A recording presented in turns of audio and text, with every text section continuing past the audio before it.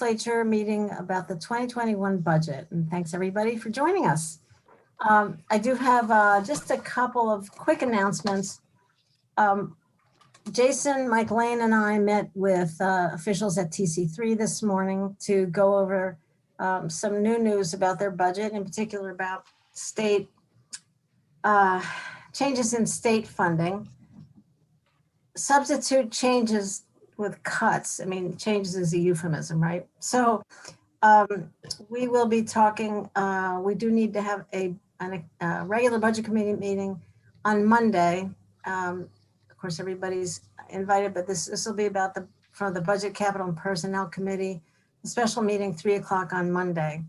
We'll be considering a resolution Jason will present to us. And we have talked about that a little bit, but we'll get more information by the end of the week. So please put into your calendars 3 o'clock on Monday for Budget, Capital, and Personnel. And next Wednesday is our public forum on our budget. I wanted to see if Dominic is with us to confirm what time we're planning that. There's been a little bit of confusion. Or Jason, have you? Hey, all right, Martha, I'm here. Okay. Do you have us down for 7 or 7:30 or what time?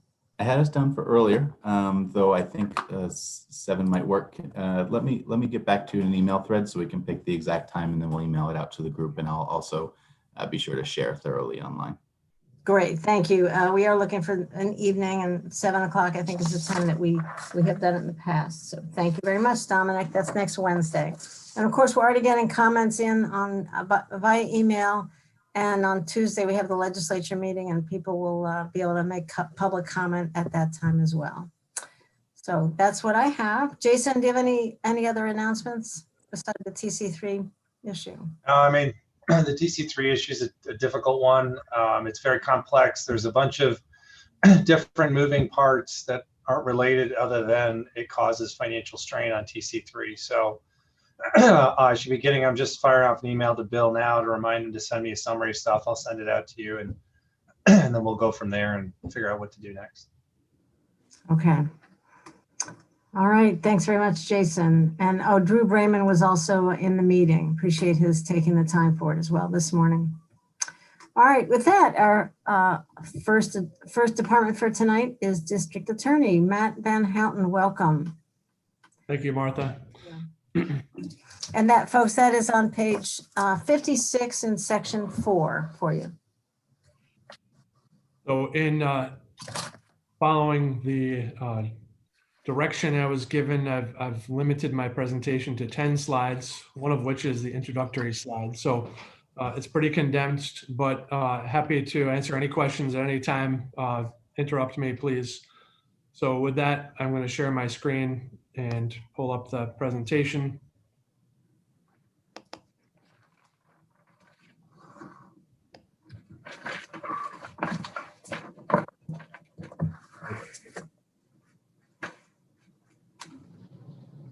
Looks good. Wait, everybody can see it? Yeah. Good.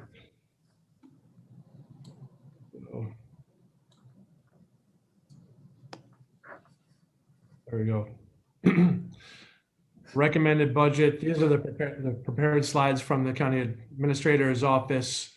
I will say that our budget has always been in the DA's office about 95% plus personnel related.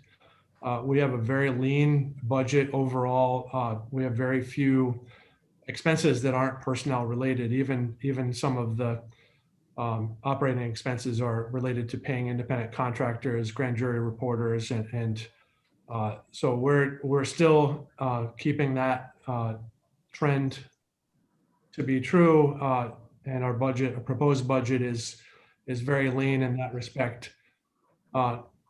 We have eliminated one full-time position as part of our attempt to cut costs as much as possible. That is our administrative assistant position. She was furloughed. She's a receptionist. She was furloughed at the beginning of COVID, and We could have brought her back, but I made the decision not to in the interest of trying to save funds. We were able to figure out a way to make it work, especially given the reduced traffic in our office since COVID started. So that's something that I've decided we can live without. We will miss her, and she does a lot for us, but just trying to be as frugal and cost conscious as possible. That position has been eliminated. There are really 3 OTRs. There were more, and the county administrator consolidated them into 3 categories.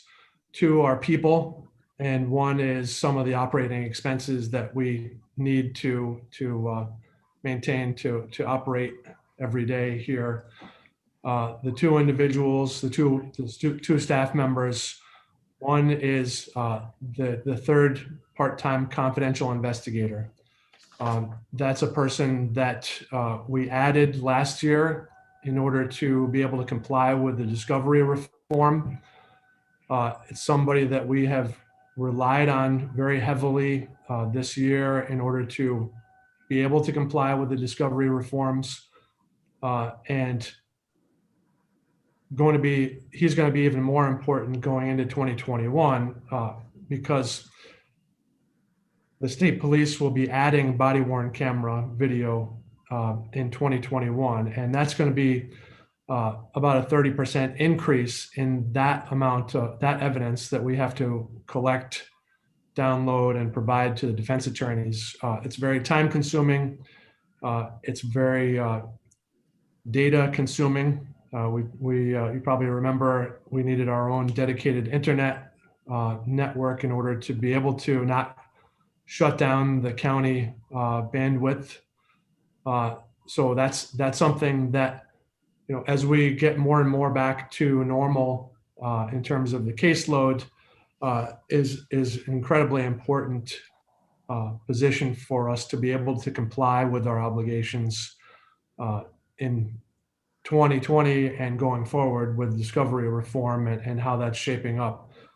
We are doing a very good job, I think, of being compliant with our discovery obligations. We are using the software that New York State Prosecutors Training Institute provides to us for a cost. I'm told that cost is extremely low. It's a very good bargain, but it still does cost us money, $110 per terabyte of data per month. But that's a really efficient way of providing evidence digitally to defense attorneys. And we've been using that very well, I think, in 2020, but those obligations are going to go up in 2021. The other OTR person position is an assistant DA. Since January 1st of 2020, we have been operating with 1 fewer attorneys in the office. We were scraping by for the first few months, and then COVID hit. But as we resume operations, it's becoming more and more clear that we really need that person to be able to fully participate in the ATIs. And if you recall, that was the argument that I made back in 2017 when I was asking for that additional attorney. That would bring us from 8 back to 9 attorneys in the office. And that attorney is really critical for us to be everywhere we need to be to participate in the incarceration that I'll talk about in a little bit further in the presentation. So just some of the major influences that we've had to deal with and some of the things that are happening in the world. Police reform. There is going to be a lot happening, I think, in police reform going into 2021, and I intend to be a big part of that. Some of it's already affecting us in the sense that we have to do more digging and disclose more information as far as police personnel files. So I've been spending more time working on that, trying to make sure that we're protecting the confidential information of police officers, but also meeting our obligations to disclose anything that could be possibly relevant to a criminal case. Impeachment material specifically is what it's called.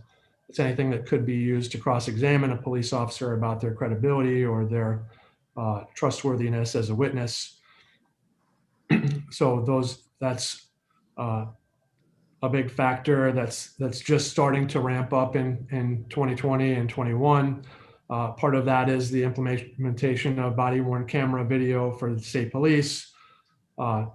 And so those are two big parts of police reform that are going to affect our office.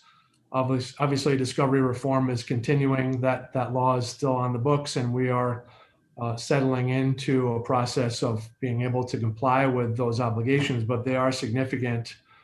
We just had several really big cases that happened all on the same weekend about 6 weeks ago. And one of them was a home invasion where there were 3 co-defendants, and we have turned over literally thousands and thousands of documents in that case, surveillance videos, photographs, documents relating to the investigation. It's a massive task, and thank God we've had the 3 investigators to be able to comply with that. And such a big case is essentially, it's really important to be able to comply so that we don't run into problems prosecuting those cases. I list bail reform only because it is something that takes time for us. It was implemented and then rolled back a little bit.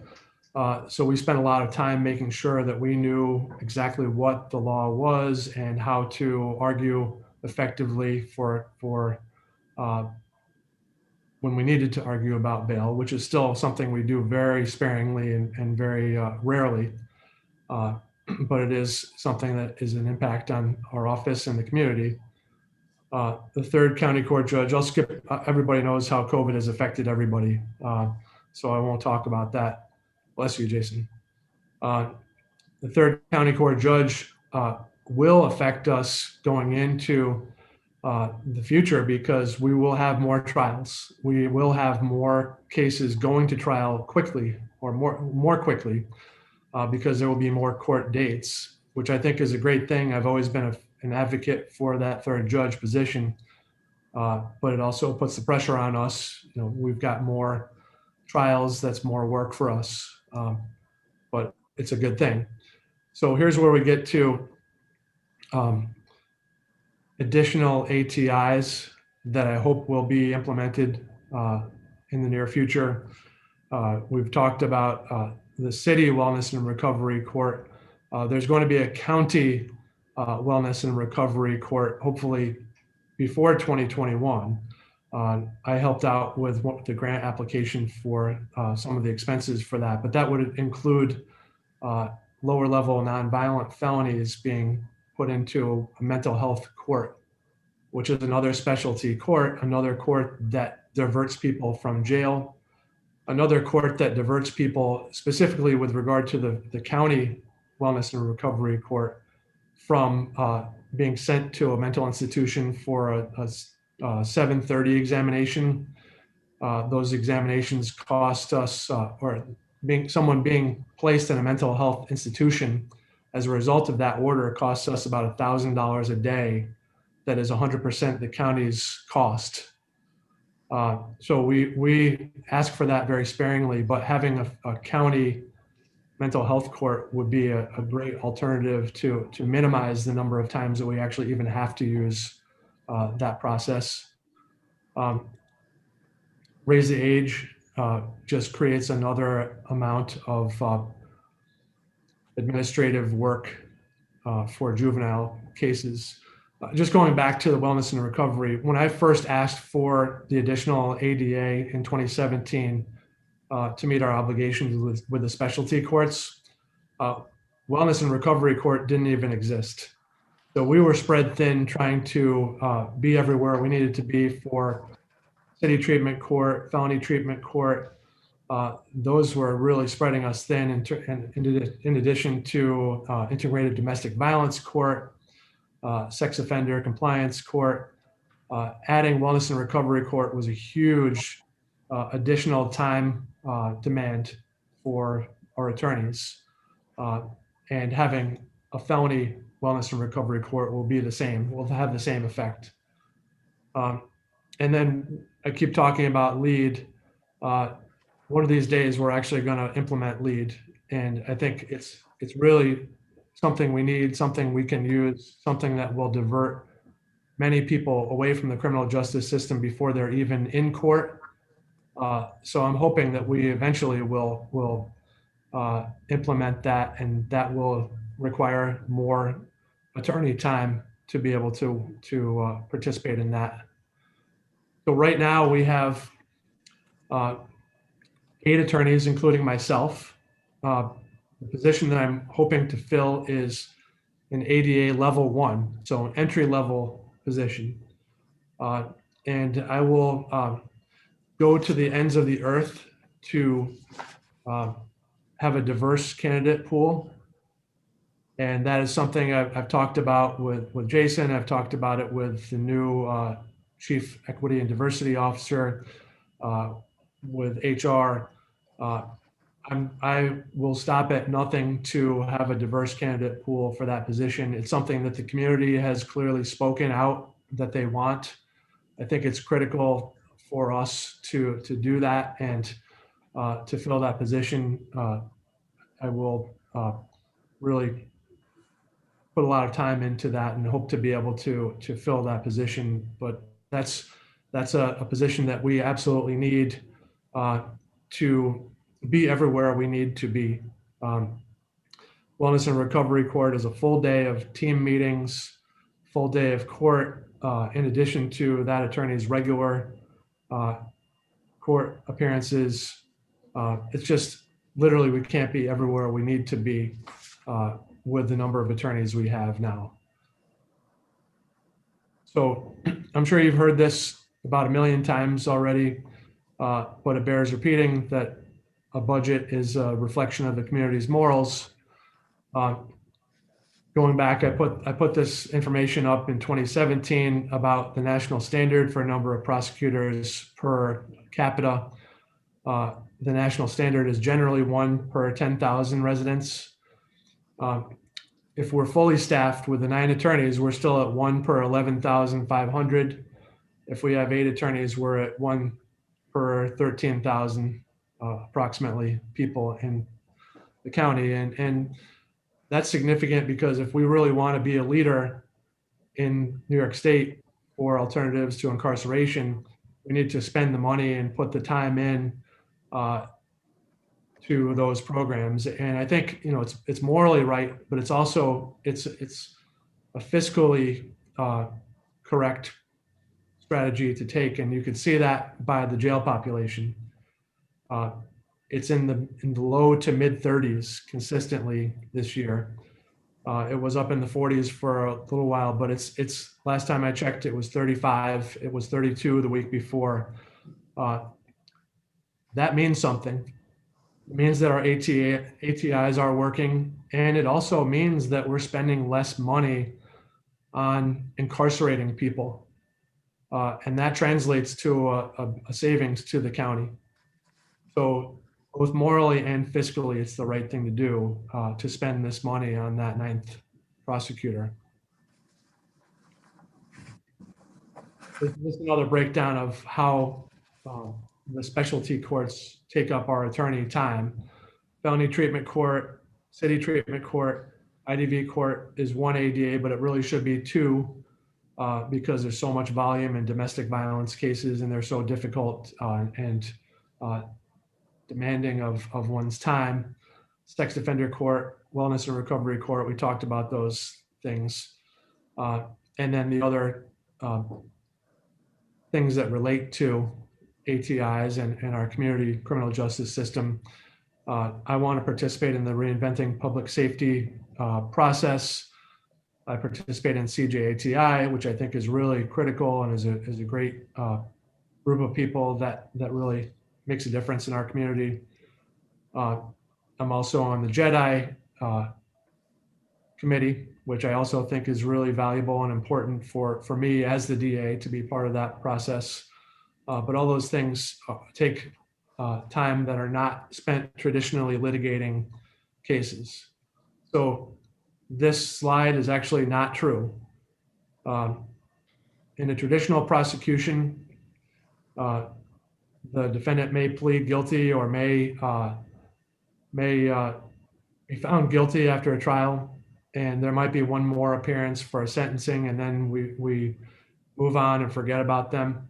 But that's if they are sentenced to jail or even probation, that is more expensive for us than if we spend the time. And the time with ATIs is just getting started when someone is sentenced or someone is put into an alternative to incarceration specialty court.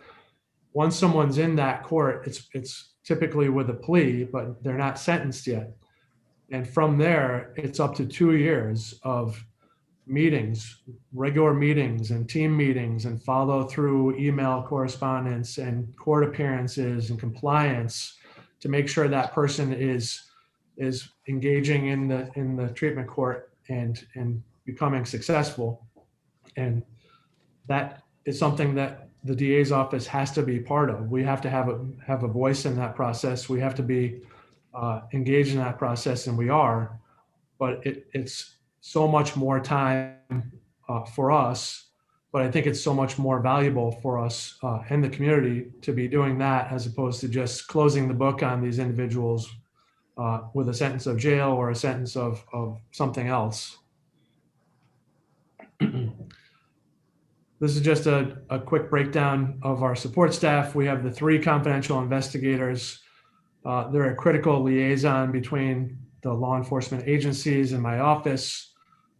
They have the ability to look at a case and say, hey, you need to do ABC.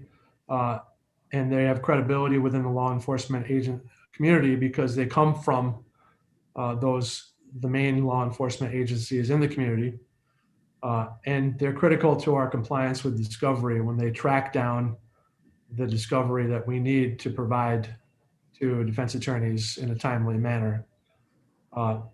The paralegals are similarly important in terms of organizing and dispersing and documenting. And another thing that we'll need to do as far as going into 2021, I want to do sooner, is start putting out more demographic information. We'll be required to do that through the courts in 21. But I'm not sure that the courts know how they're going to do it, or that they will be able to do it in a way that is really giving us meaningful data that we can use. So I want to do it in my office too, but it's going to be really difficult to do that with our current staff. But I'm going to have to figure out a way to do it because we need to do that. We need to be looking at the demographics of who's being diverted, who is being incarcerated, and be able to explain why those numbers are what they are. And I mentioned that our receptionist was furloughed. So that's I think a quick breakdown of the DA's office and my proposed budget. I'm happy to answer questions. Thank you very much, Matt. Before you turn the slides off, could you go back a couple, 3 slides? Keep going. That one. No. With a quote. I can't remember if it's which way. With a quote where you said this is traditional versus ATI. Oh. Yeah, there you go. Okay. Your presentation will live on our budget website. I don't think the audio is included, but I think the slides are. I would recommend that you put like a little knot in there, or at least express what you actually mean to say so that people don't read that and think that's actually what you think. And just a little editorial comment. So. Okay, thank you. That's a good suggestion. Okay, thank you. Shauna Black, first question. Hi, Matt. Thanks for your presentation.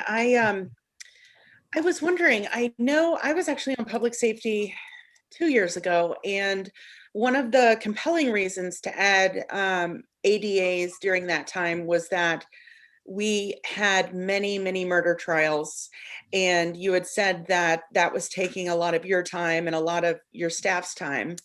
And then last year we had bail reform. And that was a big concern, and we really didn't know what we were looking at in terms of your staffing needs or your investigators' needs. And I was wondering, is there any way to actually see a breakdown of the cases that you've had? I know you can't go into specifics, but see a number of the cases that you've had over like the past 3 years? Because I'd like to see if there's some type of correlation between the staffing needs and the actual cases that are coming through your door. I mean, I can give you numbers, and numbers only tell you so much. I mean, one case might involve spending 500 hours. Yeah, no, and I understand that.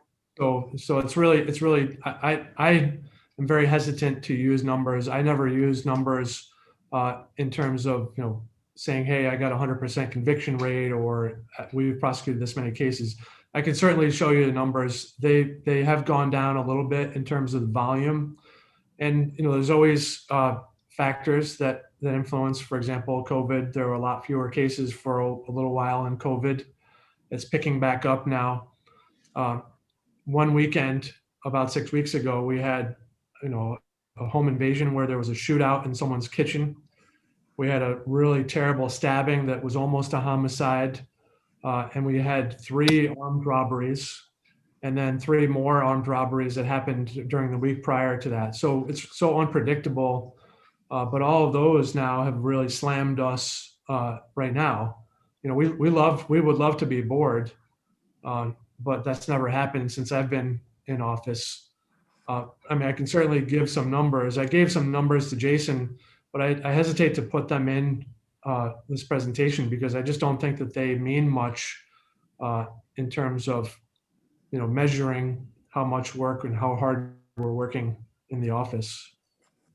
Okay, thank you. Any other questions? Ann Corman. Thanks, Martha, and thanks, Matt, for your presentation. I had a couple of questions. One was regarding the person who you said their position was eliminated. Were they offered anything else in the county, or were they laid off? My understanding is that she was offered a position with another county department. I don't know the status of whether she accepted that, but I do know that she was one of the employees who was offered another position. Okay, thank you. And you said there's going to be more to process in regards to the body cams. So is that just because did you I'm not sure if you meant because New York State is getting them or other municipalities around the county are getting them? Well, up until even right now, the New York State Police do not use body cameras, and they never have, but they have been directed to start using them in 2021. So when we look at our caseload, it's probably about 30% of the cases coming from IPD, Ithaca Police Department, 30% coming from the sheriff, 30% coming from the state police, and 10% from other agencies, the local municipalities. Those are rough numbers, but given that we didn't have to collect body-worn camera video from the state police up till now, and we will have to do that in 2021, we're going to be using so much more bandwidth, and the time associated with that collection process is going to increase significantly. Thank you. I'm glad more agencies are going towards using body cams. We love it. We love it. I think it's fantastic. It's really a valuable tool for showing what really happened. Exactly. Thank you very much, Matt. Thank you, Matt. I don't see any other questions. Martha? Oh, Mike. Hi, Mike. Go ahead. Thanks. Matt, we're getting a lot of feedback about the community outreach worker position in downtown Ithaca. Does your department interact with that position in any way? Does it help us keep people out of jail, or isn't it something that you're observing? Well, I think she's kind of like the closest thing we have to lead right now. but we're not formally involved with her or in any kind of regular way. I do see her and see some of the work that she does, and I think she's a really valuable part of the community. And I do think that she makes a difference in terms of the people coming into the criminal justice system, connecting them to services. So I personally believe that's an expense that is well spent. Thank you. Good question. Like Annie asked one of my questions. I also wanted to know the confidential investigator is a one-time request and funded at one time. I see says we funded this. It first became effective this year, January 2020. So that was a 3-year one-time request. Is that right? That's right. It was going to be a target, and then it was converted by amendment last year to a 1-year renewal item.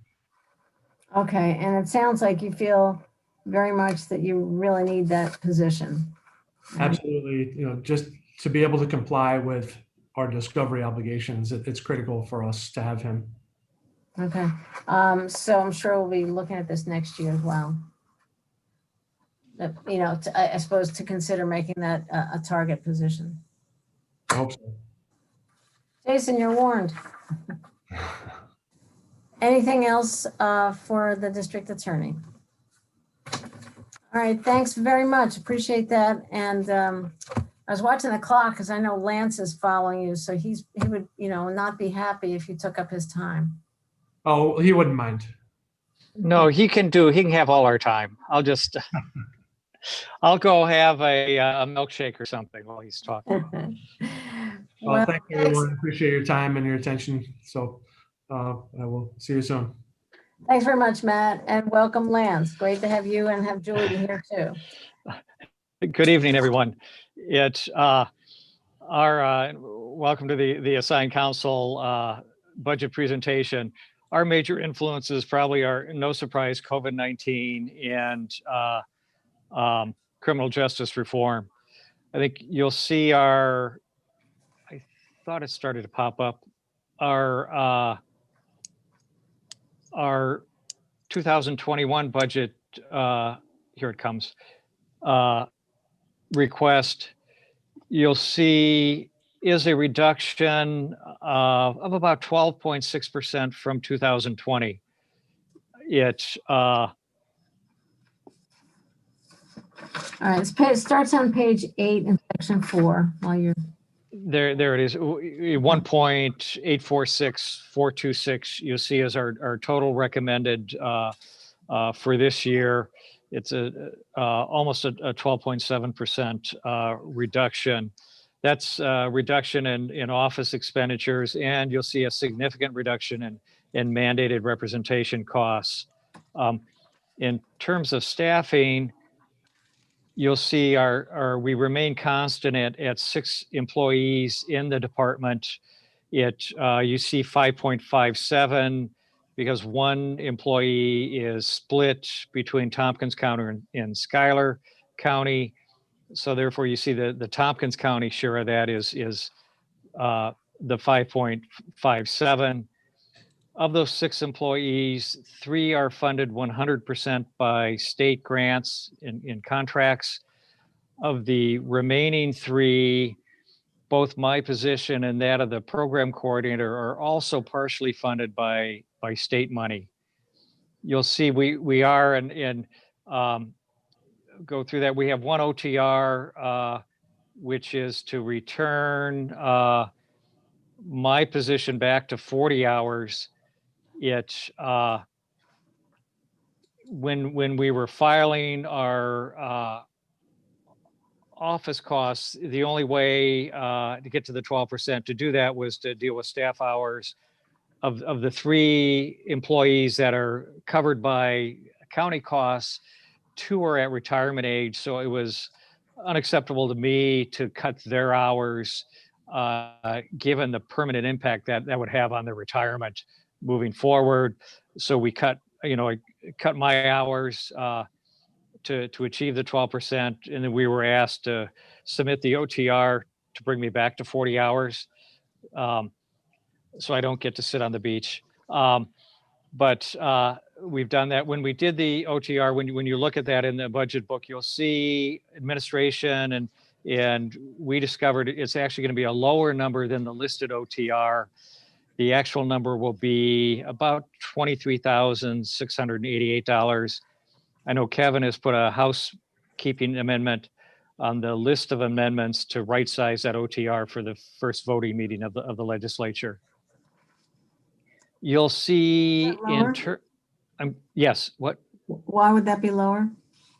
When we I think we, frankly, we may have done a miscalculation on this end. In doing that, the correct number would be the 23,688 that you're going to see on that. You'll see the other in the major and significant reduction in our costs is due to the reduction in mandated representation costs. This is actually coming solely from the criminal side. We're reducing our mandated representation costs by $225,000 for 2021. While the family court cases, I think you're going to see that slide. There you go. You see our criminal court caseload for the last 3 years. The gray line is 2020, and with the numbers, the monthly numbers, you see there as well. Our family court numbers are going to stay consistent in terms of the representation. The reason we're doing the criminal court reduction is we've had a significant reduction in cases, actually beginning about September 2019. I can update you. Look, today we had 59 criminal cases for September and 50 family court cases for September. We expect that reduction in criminal caseload to continue to some extent in 2021, and hence the reduction in spending on that line. And, it very well may be by the 2022 budget, we're seeing a return to the historic norm, but that'll be determined the next time we talk budget.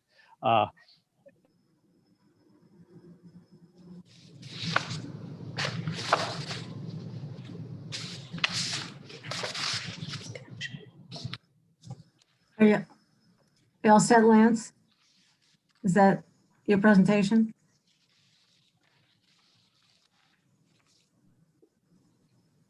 Lance? Did we lose Lance? I think the camera that Matt got him was a lemon. And the microphone, I guess. I think Matt did that on purpose. I think he throttled down his megabytes. I think he's still here, but I think He's out still swilling here. milkshakes. He's still here, but he He's just on the wanted. beach. Those are the two slides that we had to show you, and I think the one thing that he wanted to say is how we handle cases. A person comes in with 4 cases or 4 different charges, but that is considered one case. So that's probably what he was going to say, but I'm sure that he's trying to get back on. Okay, appreciate that. Thanks very much, Julia. I looked down to take some notes. I looked up, he was gone. All right, I see Rich's hand. So let's go to questions, and we'll let. Yeah, Julia, you may be able to answer this one.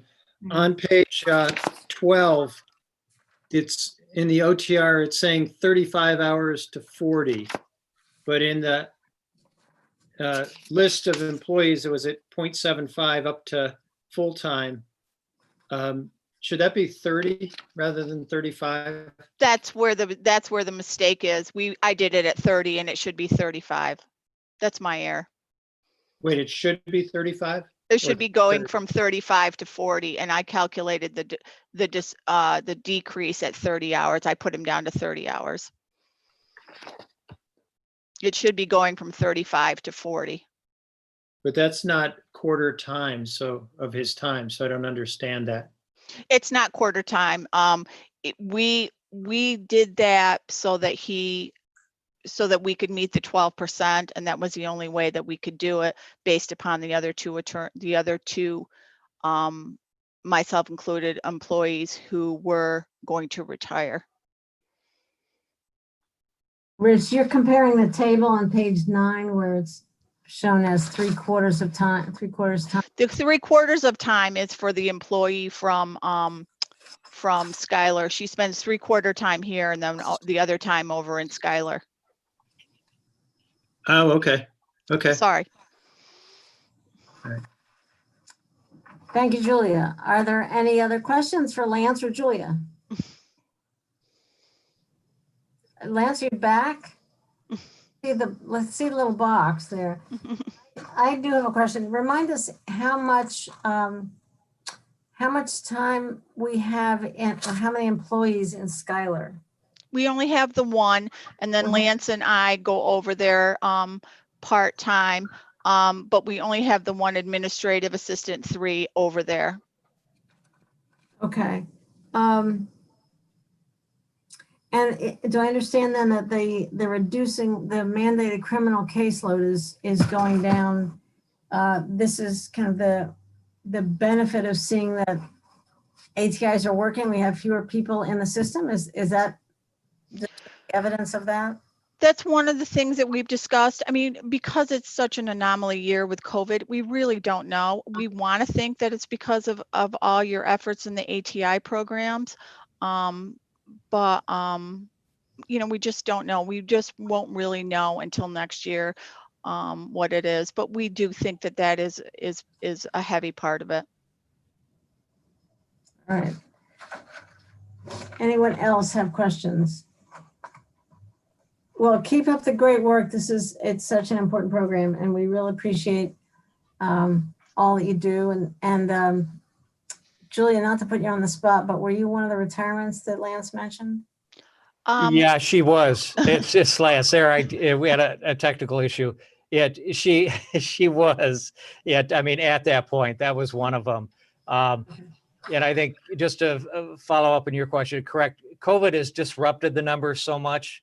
It's hard to say, looking at the numbers, because they started in about September 2019, it may be that ATIs are having an influence, criminal justice reform, changes in like marijuana law and so forth. But we can't say, as Julia said, until by the end of 2021, we may have a better idea.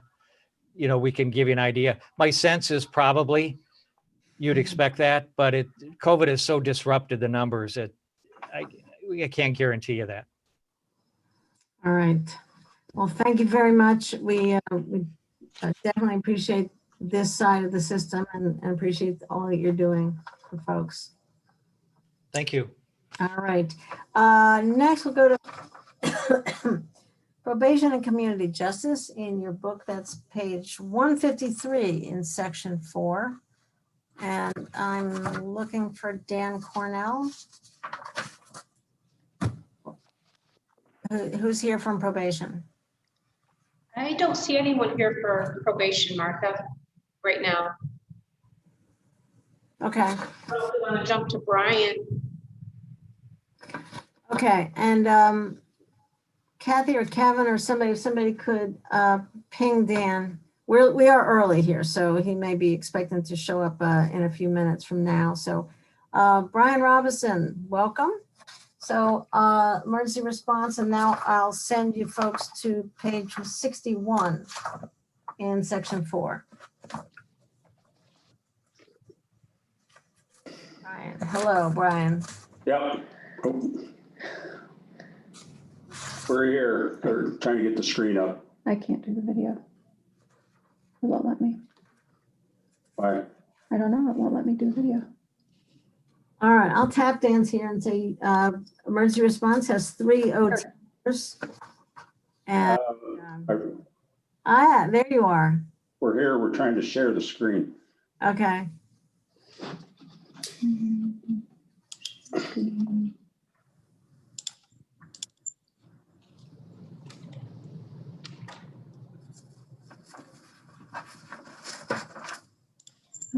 slide. There we go. All right, good. Okay, and we're done. No, you just started. In our recommended budget, as we started with the the mandate for a -12 budget, we did the math and it equated to $327,000 within our budget. And that's what was submitted, was a -12. You'll see a -9.71.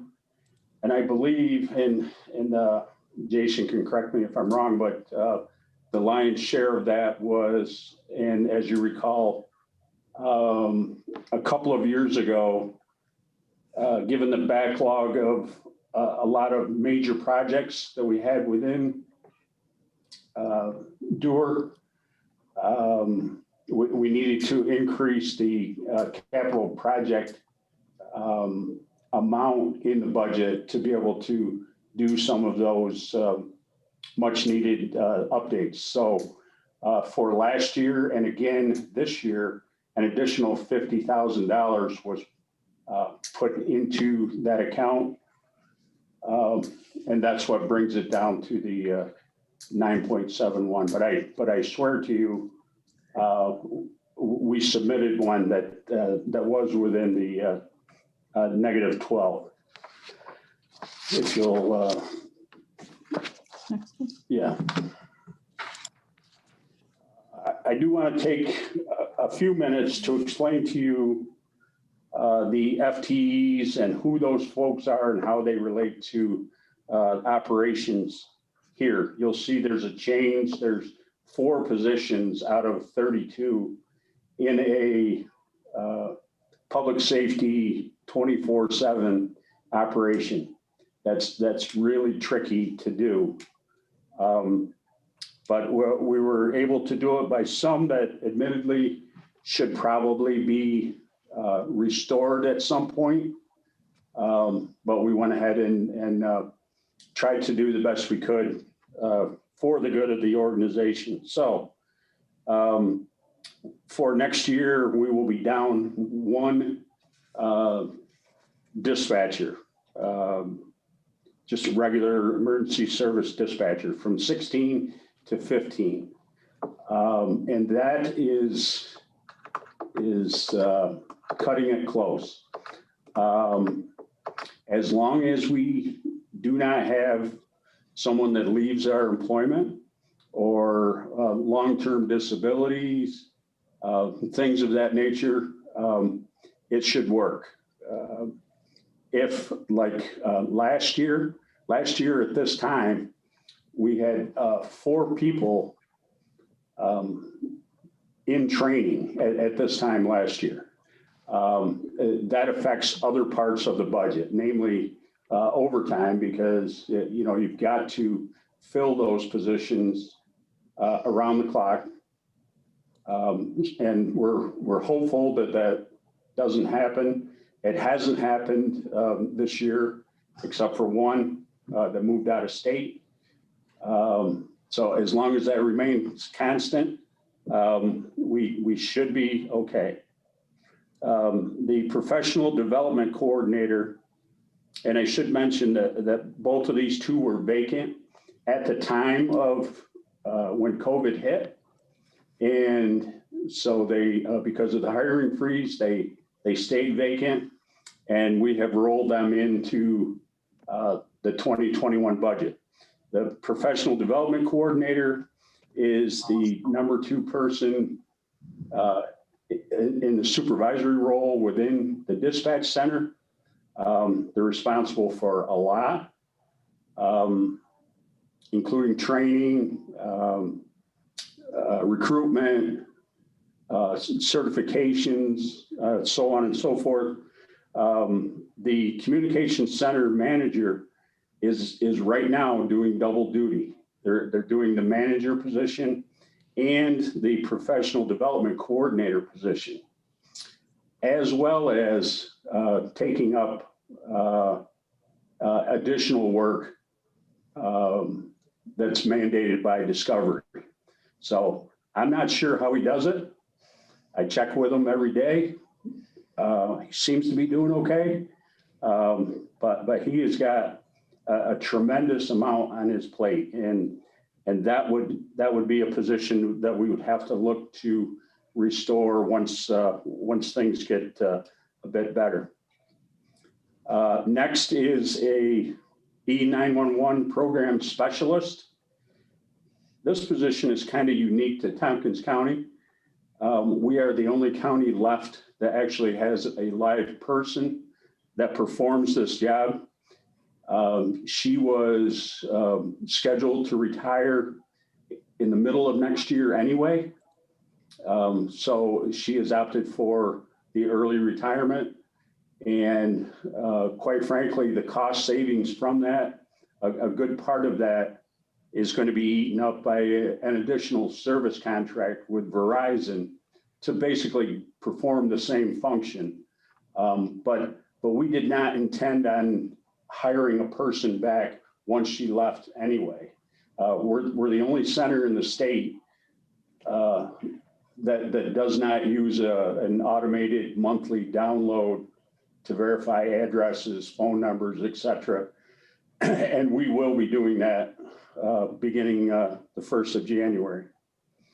The systems manager,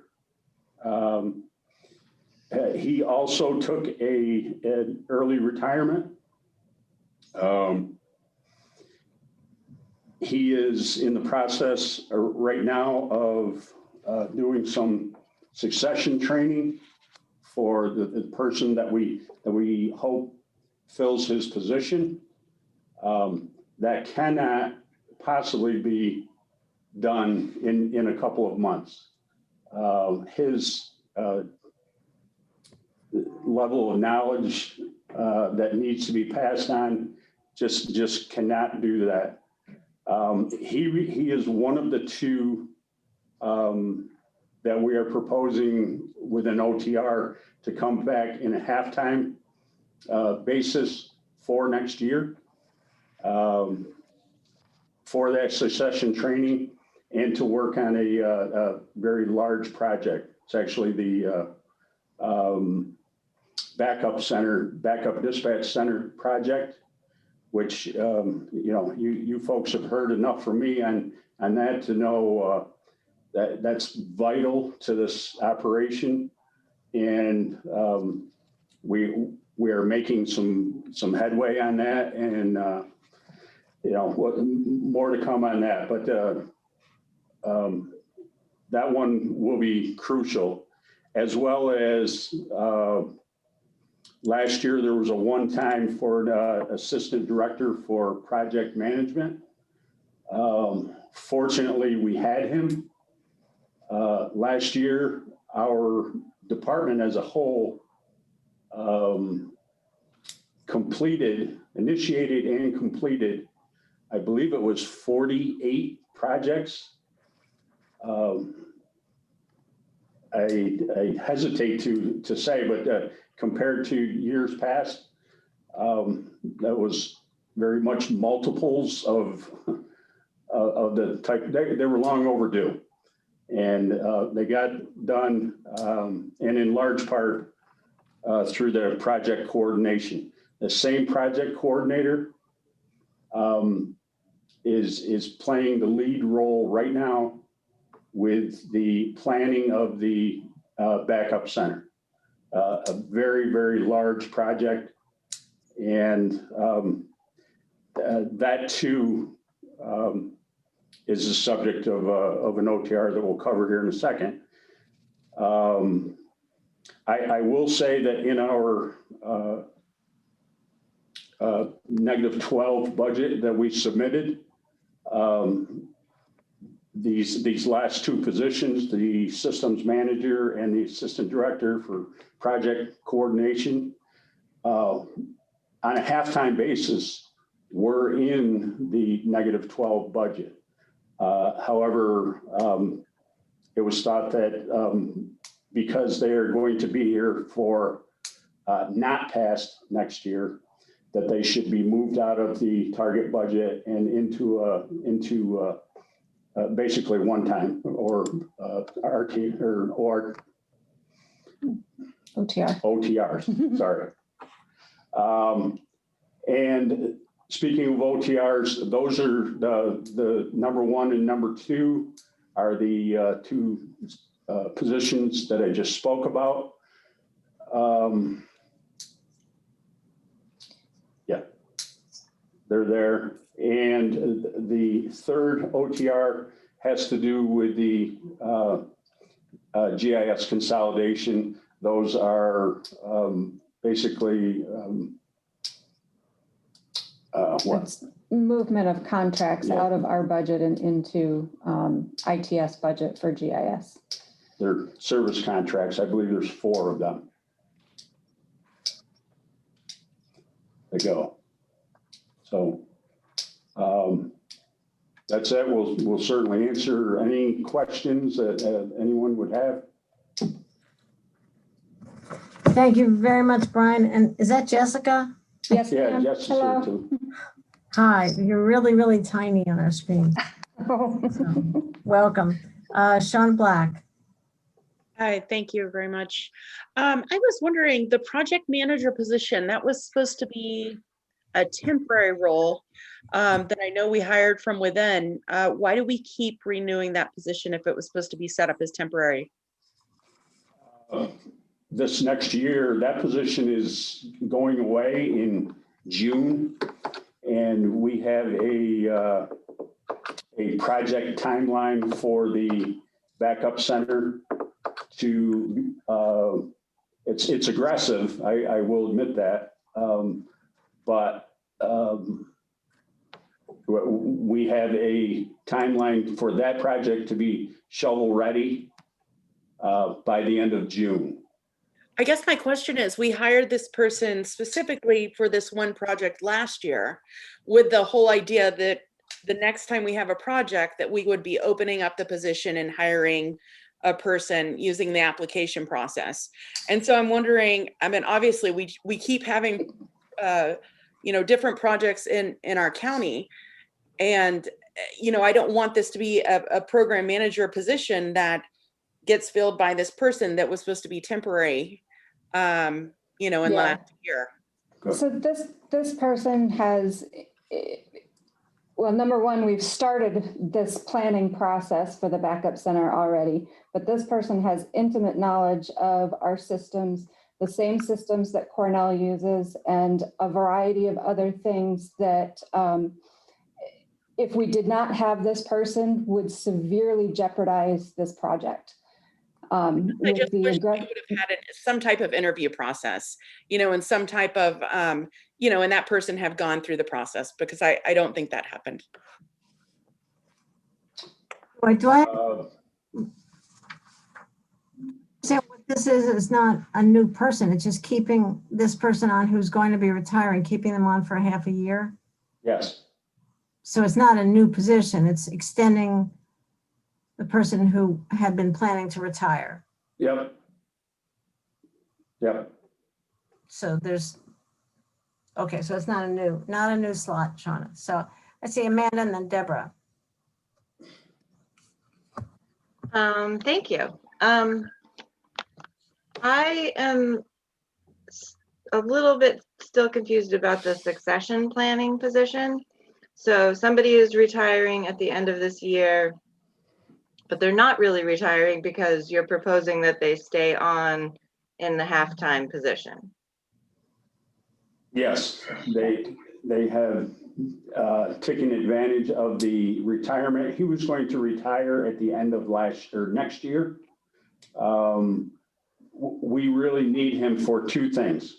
We need him to show his role to another person within the organization that we want to elevate to his position at some point. He's a systems manager, so hopefully you've taken a tour up here or something like that. There is a multitude of systems that person manages. He's been, for the past several months even, he's been working with this other position to try to bring him up to speed. It's not possible in that short a period of time. So that's, call it half of the reason why we need this position. The other half is that backup center project as well. So the two OTRs 66 and 67 are for this one person who's retiring? No, Okay. two different people. Okay. So I understand the need for succession planning. I guess I'm caught up on the fact that he's taking the early retirement, but he's not retiring. How does that work? I mean, like, I don't know all the details of the benefits of the early retirement, but he's not retiring. He'll take the early retirement and then come back at halftime where the benefits are not there for the halftime position like they would be for a full-time position. So no fringes for a re-employed annuitant? I think it's 20 hours a week. Jason, can you weigh in on this a little bit? If there's confusion about the early retirement program. So the one position is similar to what we've done in the past, where folks have retired and we have some level of succession or some level of knowledge transfer and overlap. That position is slotted to be a part-time, a one-time shot this next year on a part-time basis, 20 hours a week for that individual, and they'll be working with the person that will be filling their role. And in fact, it's actually an elimination of one position. That individual will train this one person whose position will not be filled after that. That's the one issue. The other one is the OTR till June. That individual worked on the microwave project this year that was implemented, which was about a $1.8 million project, as well as assisted with the start of the review, and hopefully will ultimately be the development of an implementation plan of a backup dispatch center. We'll be coming to public safety next month in October to talk a little bit more about that. That is an OTR for a continuation for just the next 6 months, after which that one will end as well. So one will end mid-year, the other one will end at the end of this year. The one at the end of this year is about a really knowledge transfer and help with succession for them to leave. Okay, thanks. Yep. Thank you, Jason. Deborah. Okay, thank you. Nice to see you, Brian. I noticed you've got a $625,000 budget item under other. I just think that $625,000 is a large enough sum of money that maybe a little more explanation would be in order. Can you point me to the page? Yeah, it's on page 61.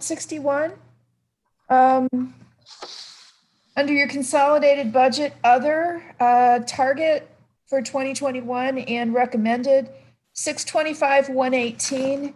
And if you turn to page 64, it looks like $623,433 of that is under emergency communications.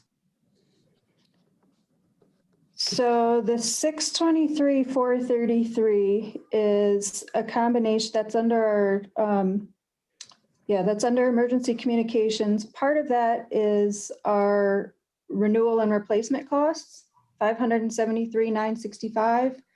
That's part of, that's where that extra $50,000 has been going to, so that in the event that grant money does not come through, that we have the ability to pay for maintenance contracts and the ability to replace stuff that breaks on a fairly regular basis. We need to be able to have that money to replace things that break and all that. And the other about 30,000 is for insurance that was transferred to us, I believe for the 2020 budget. So, Deborah, this account, we refer to it as an R&R account, which is renewal and replacement. This is the account that we didn't borrow any money. We paid out of this account the $1.8 million for the microwave upgrade this year. It was a couple of years worth to save up to pay for that project.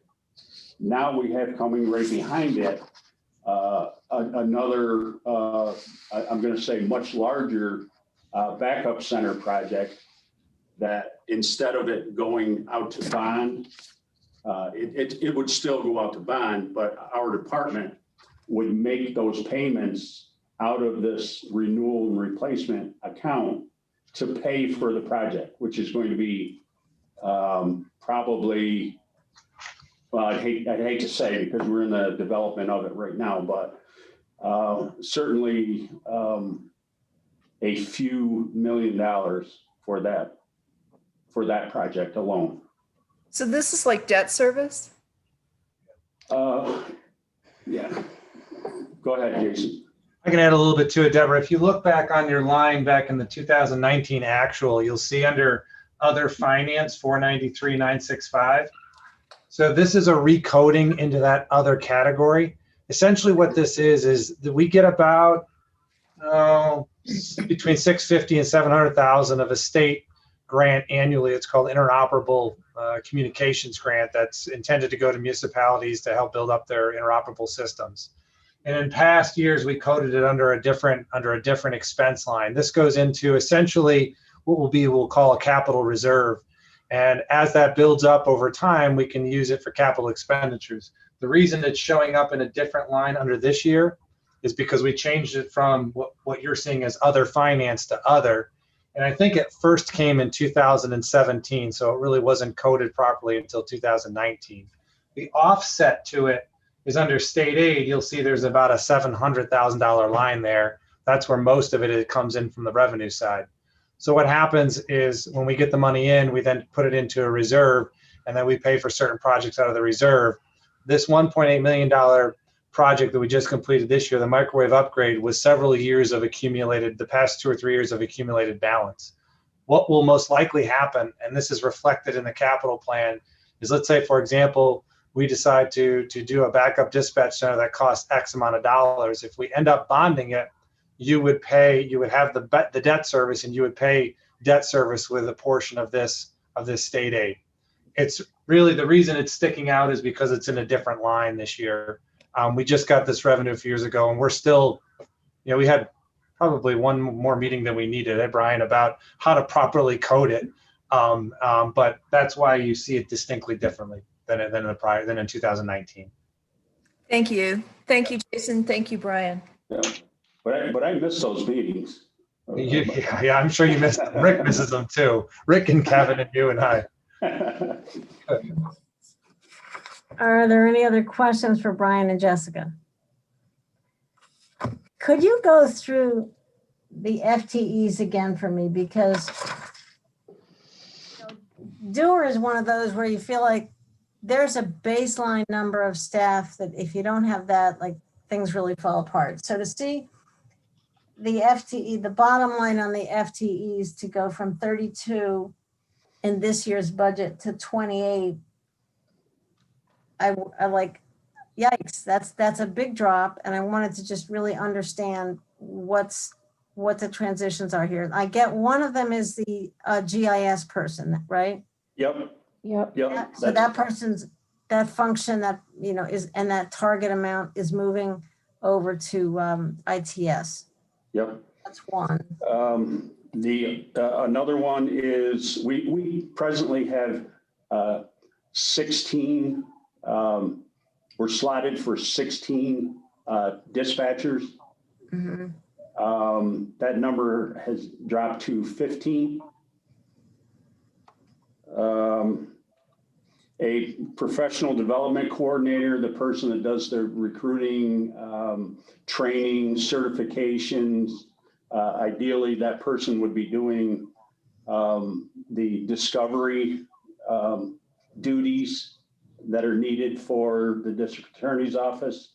Right now, all of that stuff is wrapped up under the communications center manager, which I said I have no idea how he does all that he does.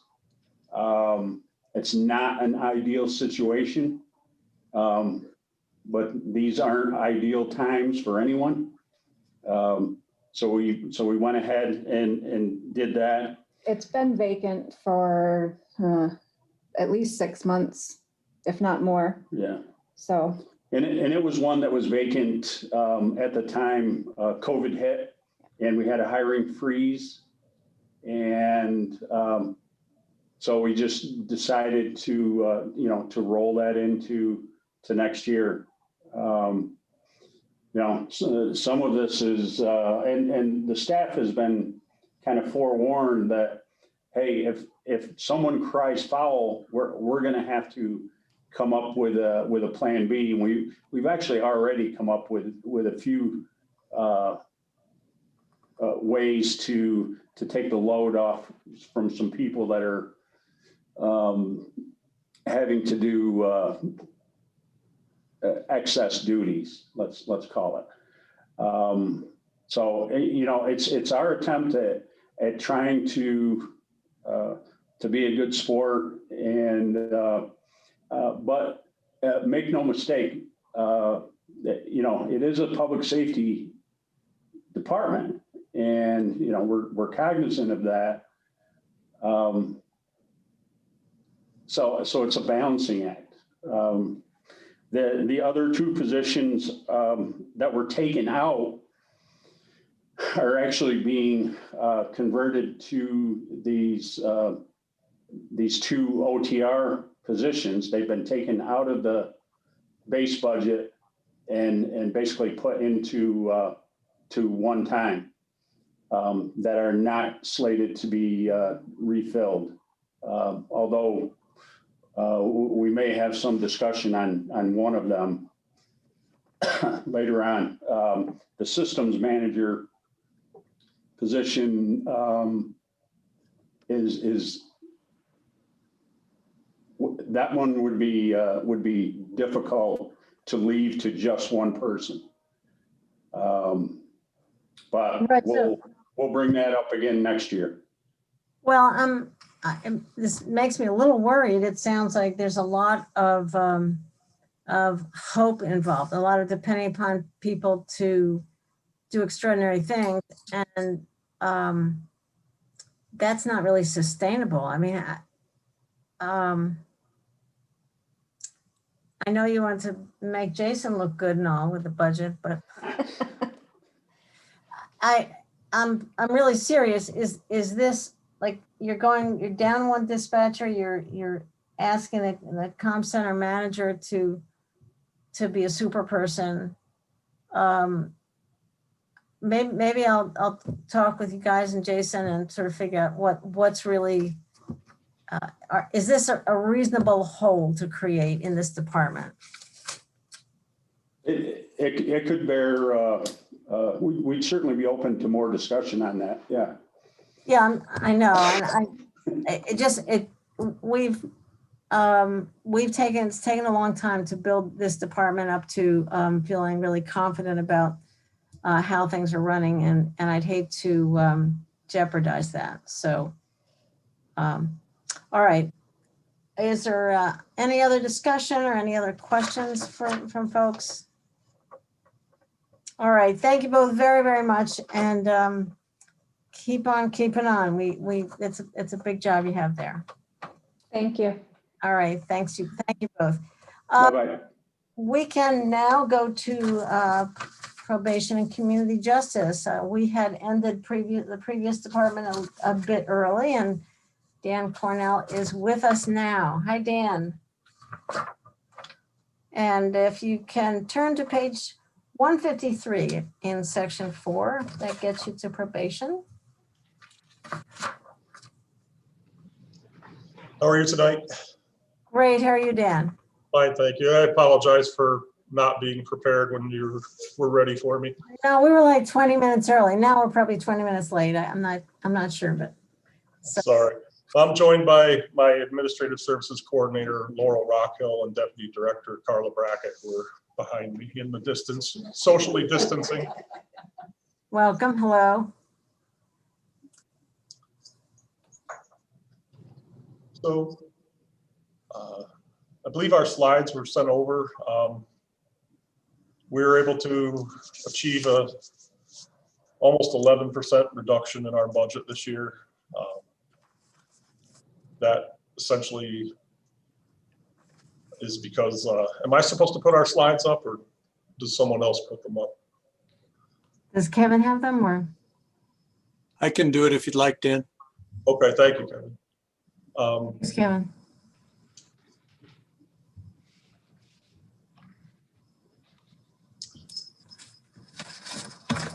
Faced with a 12% reduction scenario, being that more than 90% of our budget is salaries and fringes, it left us no choice really than to contract a little bit.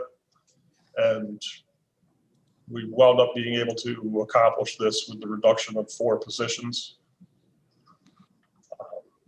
and a total cost savings to the county of $329,654. Which reduces our budget from 3.8 million to 3.5, essentially 3.488.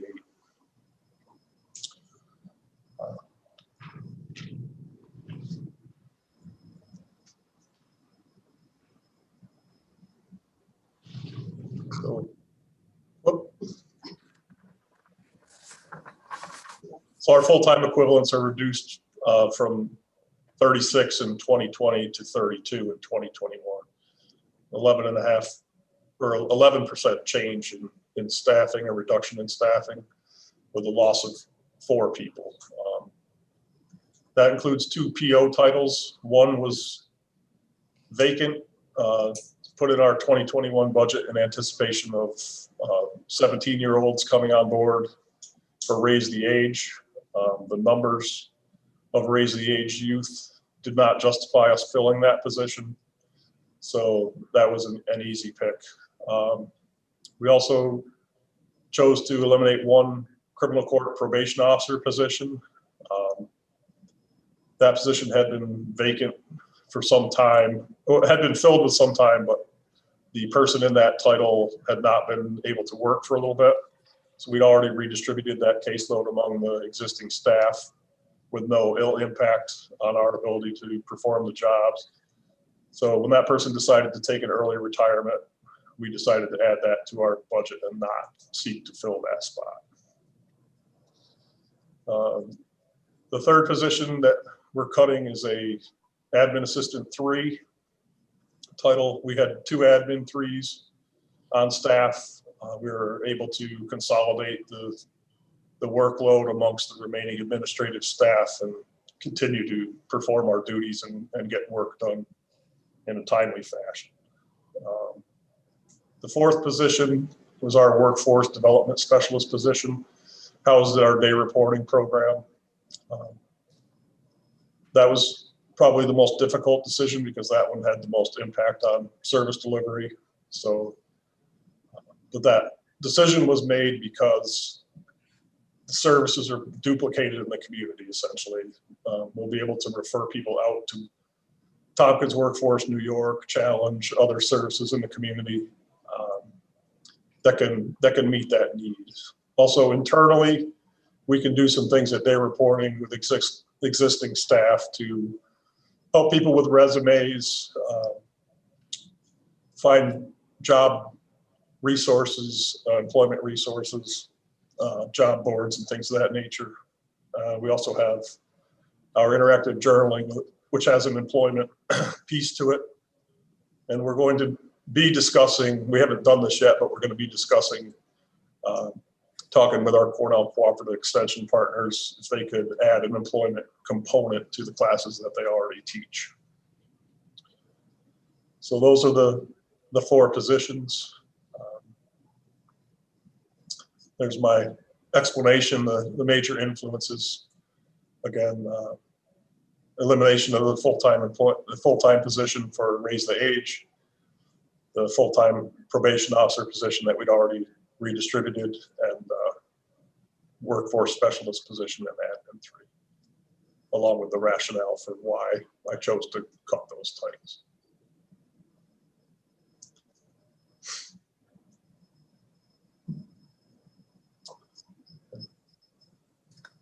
That's it. All right. Thanks very much, Dan and Laura and Carla.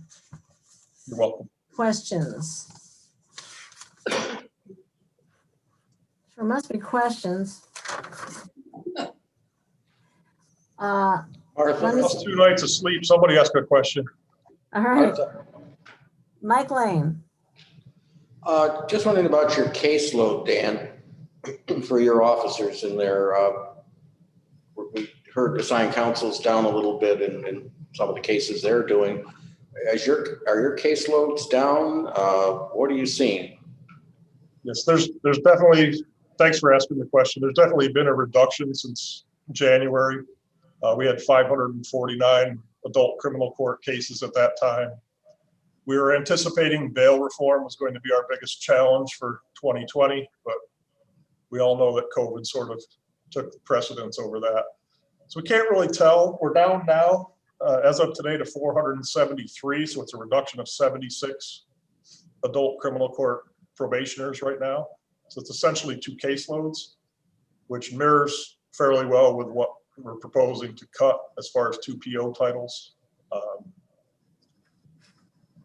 I think things will go back up as the courts, resume functioning, but I don't know how to explain what impact bail reform has had and what impact COVID has had. So until COVID is a thing of the past, or at least not as serious a thing as it is now, I don't think we'll really know what the full impact of bail reform has been. But the trend has been downward for several years, but certainly not as aggressive of a reduction as we've experienced this year. And the caseload for your officers, where's that compared to what is recommended nationally, for example? Well, it's interesting that you ask. There really is no national recommendation. I was looking at the American Probation and Parole Association. They've tried to nail down what the perfect number of probation cases is per officer, and there's so many variables that it's tough to do. But we're in the low 40s and below per officer, which is pretty manageable. I've heard people bat around the number 45 to 50. We're certainly better off than most of our contiguous county probation departments as far as having the luxury of manageable caseload sizes. So I feel that officers are in pretty good shape with the caseloads that they have at the moment. Thank you. If you average it out with the number of probation officers that we have and the number of adult criminal court clients, the mathematical average is 39.41 per person. Structurally, internally, it varies a little bit because the higher risk caseloads tend to have a few less people on them, and the lower risk caseloads and medium risk caseloads tend to have a few more because of the labor intensity of working with that specific population that POs are working with. Deborah Dawson. Yeah, I don't have a question, but I do want to thank Dan for making some difficult and thoughtful decisions and explaining them so well and being such a good team player. Yay for you. You reduced your budget by about 12% and you have no OTRs. And if we had a prize, we'd give it to you. Well, thank you very much. Give it to Laurel because she crunched all the numbers and told me what my tough choices were. Thanks for giving out prizes.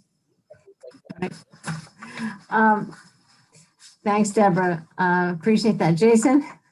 I just want to say one thing, and commend Dan and the probation department. They during COVID, they made some drastic changes. They took on furloughs. They redistributed staff where needed. They really played a multifaceted role throughout the whole past several months. So I want to commend him and Carla and the team for all that they did, trying to make things work and being a team player. So I think they did a great job. And now they're getting things backed up and running. I stopped by day reporting the other day just to see how things were going and how they're adjusting. And I think it'll take a little bit more time for the courts to get up and running again. But I just commend them for doing a good job and trying to step in when needed and where needed. Thank you.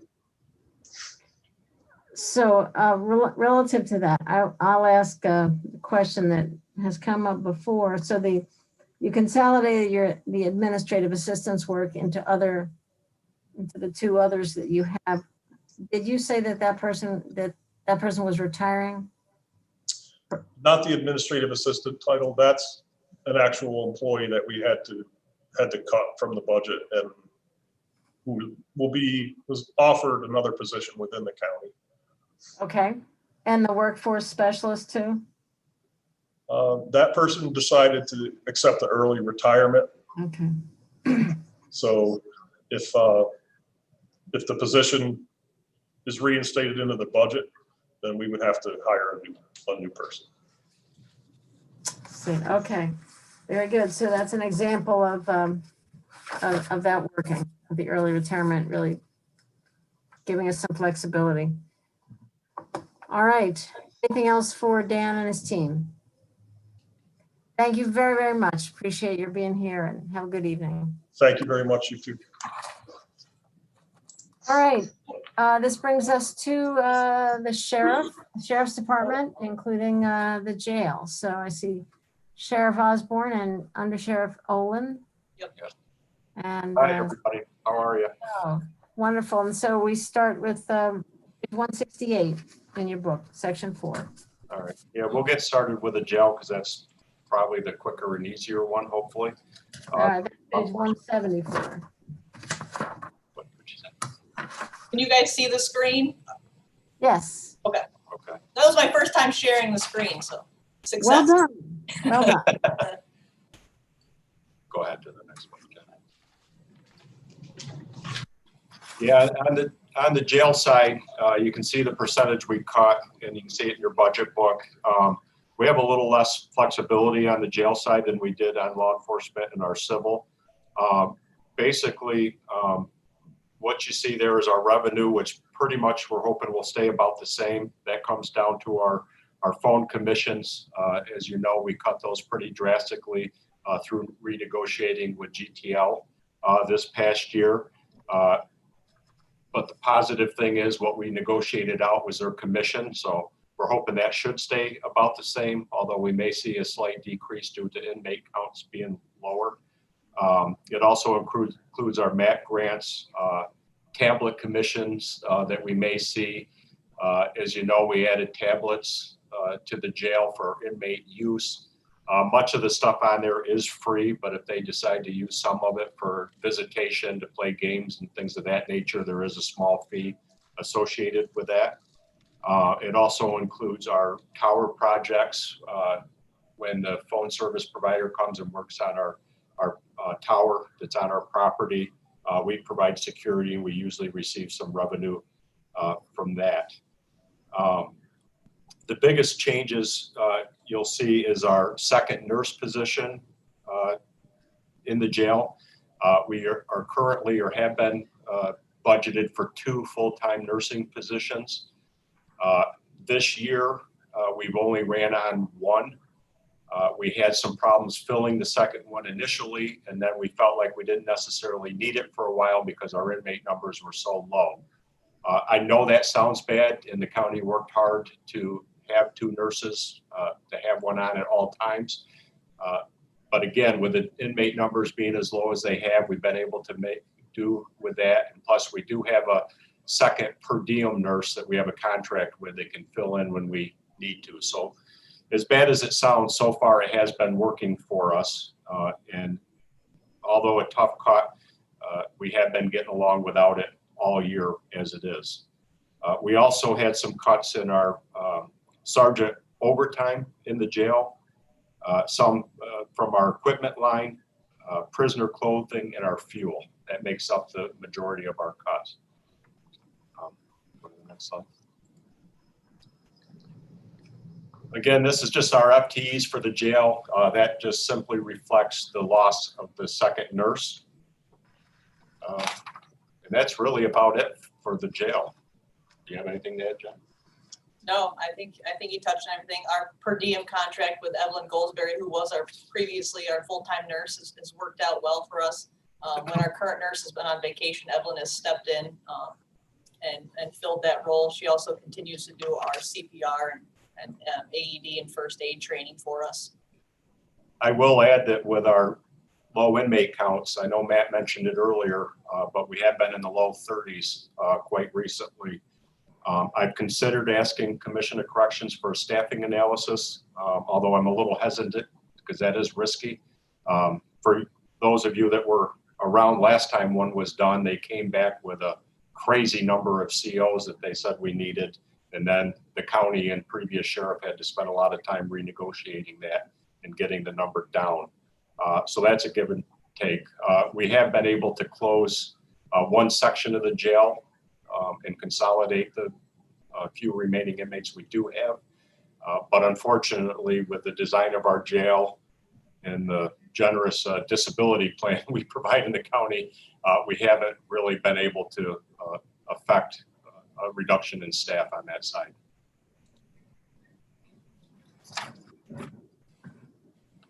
Any questions on that? Yeah, sure. Wasn't sure if you're done. Okay, Shauna Black. Hello.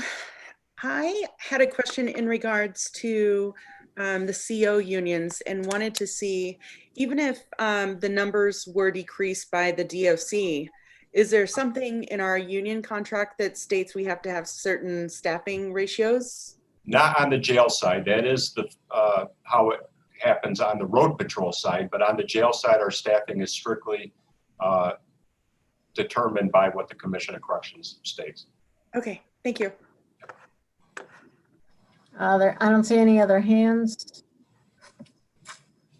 So that's interesting about you've actually been able to close one section. And how long have you been able to keep that closed? That's been hit or miss. We shut it down a couple times, probably in the last several months, and then found we had to reopen it. But it's been closed down, what, maybe a week or two? Yeah, a week or two. Yeah, so not a significant amount of time, but we're trying to make it permanent if we can. It stemmed from it. Our junior corrections officers get forced for a lot of overtime. Our junior CO normally works on average 130 hours in a 2-week period.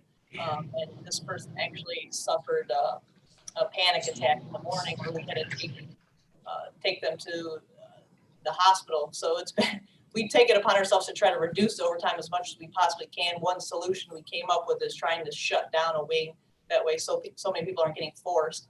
So in our public safety reports, you might see 1 or 2 board outs. We've had to board out 1 to 2 people to maintain us shutting down a post. So that's where those numbers come from. We felt like it was important to keep the staff we have healthy. And that was the best option we can come up with. So since we're not getting any flexibility from the commission. Yeah, to Shauna's question, that is something that is in the union contract about who gets forced, being the less senior. And unfortunately, until we can get that changed, or if we can get that changed, the junior people in corrections have to work in a huge amount of overtime, and it hurts us in retaining staff and keeping them motivated for sure. Thank you, Leslie. Jen, thank you for that explanation. It answers most of my questions. One follow-up is if the jail population has been relatively low, so I assume that helps with being able to shut it down. But in terms of classification, is that where you're seeing where we have to board out, or is this when we have a few extra numbers? The classification will always play a point. So it doesn't necessarily, we don't board out certain classifications over another. It just depends on, like right now we have our dorms shut, so we have max and medium open. Last week we had our dorms open and our max post shut. So we're very conscious of what classifications we have, and we make the determination on who's eligible to board out based on that. And we also take into consideration what the likelihood of how long they're going to be in our jail. We don't want to board someone out and then the next day they're getting released from our custody anyway. So there's a lot of moving parts that come into making that decision. And So may I ask a quick follow-up? If I just heard you correct, there's not one section that's just closed off all the time. It sounds like it varies. It varies depending on how many female inmates we have. It varies on what classifications we have. Right now, we're on the dorms, and we have a standing order with Tioga County, so that's where we've been boarding out. So we try to keep it relatively local. And since I have to ask a question, thank you all so much for coming up with the idea for trying your best to support employees' mental health. That was your idea, right? Yes, we also, historically, the 2 sergeants haven't been counted towards minimum coverage. We were able to negotiate with the sergeants. So now when there's 2 on, we count one of them as coverage. So that has also helped us with our overtime. Awesome. Thank you. All right. Are there any other questions? It does seem like, sort of tracking how we do with closing one section or another, maybe over a period of a little bit longer time is going to be what we need to be confident about bringing the commission in. And there may be, have you checked with other sheriffs to see whether has anybody else asked for a reevaluation yet? Not that I know of, no. I know there was a lot of talk at the beginning of the year when bail reform was just coming in, and a lot of places had population go down, inmate population go down. There was a lot of talk about having COC reevaluate, but yeah, the sense was we have to wait and see a little bit longer. So, I agree. Okay. All right. Thank you. You want to go to the law enforcement side? Can you see that one? Yes. Good. Go ahead, go right to the next one. This is for our civil and road patrol functions mainly. This one was much more difficult to come up with the cuts that were asked of us. We tried to make it easier and list each unit or division and where we cut. From our civil division, we cut over $11,000. Stop DWI, if you recall last year, that position transferred to the sheriff's office. Unfortunately, we didn't even get that person set up before COVID hit and furloughs started happening. So it was a relatively easy position for us to give up because we hadn't gotten used to even having it yet, unfortunately. SWAT, we cut 6,000. Our road patrol, 367 plus thousand. You'll see the figures in white. Those are what our over target requests are in one times. I'll just let you look at that for a minute, and then we'll move on. And that's cut to our SWAT budget is a 50% cut to that unit. Right.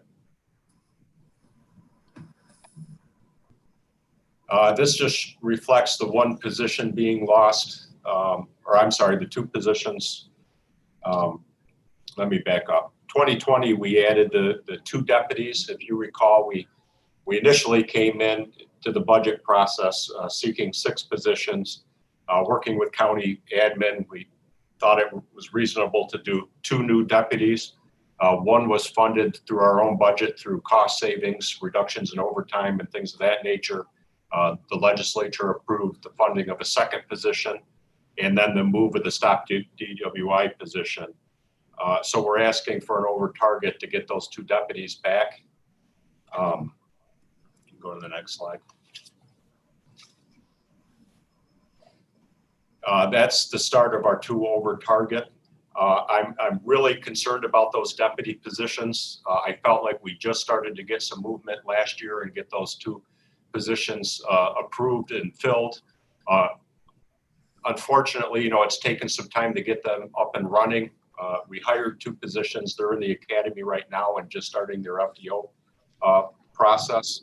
And plus being down other staffing due to disability retirements that the state's been taking a couple of years to process. We've actually been kind of hurting. I just hate to see us go backwards with our deputies. We really can't afford to take a hit in this area. I think, the community outreach we talked about last year during budget has really paid off for us. In regards to what IPD is facing right now, I think the community has been relatively happy with the work we've been doing, and I'd hate to see that go backwards. We also are just continuing to see increases in areas. Raise the age has hit us really hard. We're now handling all the juveniles for the county as far as transports, and we've actually had one for over 24 hours sitting in our office from an IPD arrest. And it looks like we're going to have that juvenile in our care for another 24 hours, sitting in our office, spending the night on the floor. It's just a horrible situation. I think that's it. The second one is our vehicles. I understand that cutting our vehicles may seem easy on its face because it doesn't impact staffing. But you have to keep in mind, please, that our vehicles run 24/7. Some of them run 16 hours at a time. We provided a whole list of what every vehicle we own right now at the sheriff's office, what the mileage is. You'll see we have 3 currently at over 100,000 miles and 7 between 70,000 and 99,000 miles. If we don't get the OTR for those vehicles, we're just going to revert back to where we were several years ago. The county has worked several years to get these vehicles up to where they need to be and to provide us a really good replacement schedule. I'm just afraid if we start going backwards and get out of that replacement schedule, we're just going to pay for it later. We probably need at least 7 vehicles next year just to get back into that rotation. So I'm just hoping you'll consider that when you look at our OTRs. What's that? This is the second one. Oh, okay. Yeah, there would. Yeah, okay. This last one, I'll let Jen talk more about it. We all know that, body cams is something we have to have now. The legislature approved or did a resolution back in 2016, I think it was, for the initial issue or purchase of body cameras. Unfortunately, that didn't include a warranty when they were purchased. There was no planned replacement schedule included. And we've been seeing a huge increase of repairs that we've had to pay for, anywhere between $5,000 and $9,000 a year. I think that's been. Although a lot of money, this will upgrade our body cams. It'll bring in a replacement schedule, a warranty. It'll provide for all our holsters and cartridges that we spend a great deal of money on every year. The cartridges are the part that's actually used on the taser.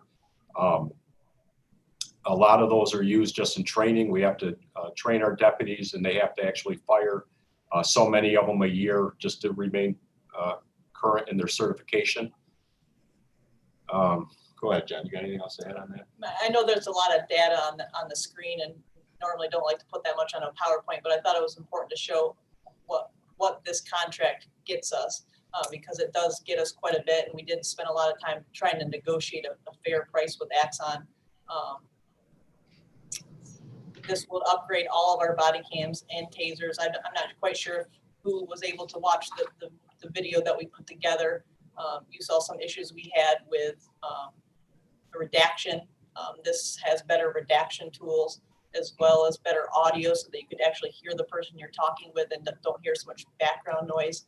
Another thing it comes with, I don't know if you can see, it comes with a signal sidearm unit, which is actually a sensor that goes on the holster of your duty weapon. So when it's drawn, it automatically activates your body camera. I thought that was a really cool feature. It also has that for the taser. So when the taser is drawn, it automatically activates the body camera. I think this will be a good contract for us.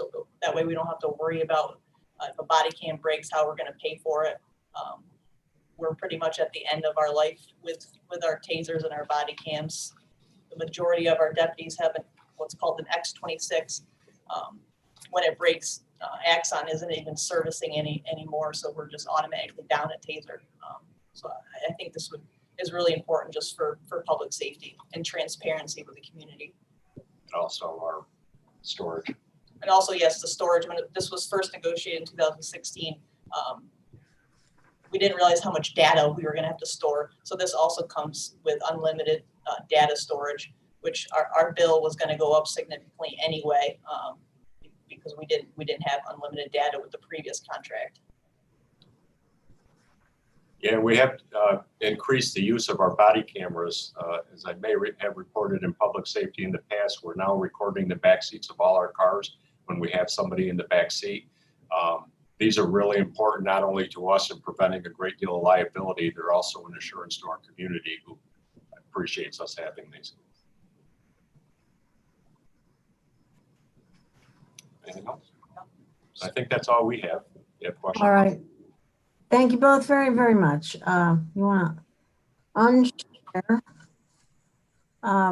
See, we have Rich. John has a question. Hi, Sheriff. Hi, Undersheriff. I don't see any body armor on that slide. I assume you have a program for replacing body armor as well. We do. Actually, last year we increased that or created a line for the first time in the jail and road patrol for replacement of body armor. So that is something we have currently in our budget. Yeah, there's 5,000 annually for replacement of body armor. Okay, and then the vehicle line, how many vehicles would the 150,000 replace? With the technology that's required to go in them, about 3. Okay, thank you. Yeah, we wish it was just the price of a car like it used to be, but with all the computer equipment and everything that goes with it, it's insane. Anyone else? Any other questions? Mike Lane. Hi, Derek. Jen, wondering about the enforcement of the COVID restrictions and the details that you have there. We get the reports on the number of complaints in which municipalities they're in and who responds to them. And we're seeing that the city city police department does not respond to the ones in the city very often. And I'm wondering what your staffing extra this is costing us and how your staffing compares to what the city staffing is. And are we better equipped to do this than the city police are? No, we're not. That's the short of it. The problem we ran into was obviously, we all felt we were in a public health crisis, and the city of Ithaca, for a variety of reasons, declined to respond to such calls. I was not comfortable with that. I didn't want to see our county end up with an increase in COVID cases. So we stepped up and took on the calls for the city of Ithaca. I don't have a dollar amount in front of us, but we did have to fill several details on an overtime basis to accommodate those calls. We have since stopped the overtime details and have just been handling them with our routine shift calls. But no, I mean, I believe, according to what I have from the city of Ithaca, they have 69 funded positions that work road patrol, so to speak. And we have 26 deputies assigned to road patrol plus 6 sergeants. So, I mean, our budget is drastically less than theirs. Well, actually, it's the same. The clincher is we also run a civil office and a jail, if that tells you anything. So we're definitely not better equipped to handle that, but I think it needed to be done. And I think it led or helped to lead to our reduction in COVID. And what are you hearing from the city as to why they don't want to respond to these cases? Well, I was given a few reasons. One was logistics. They didn't have the staffing to do it.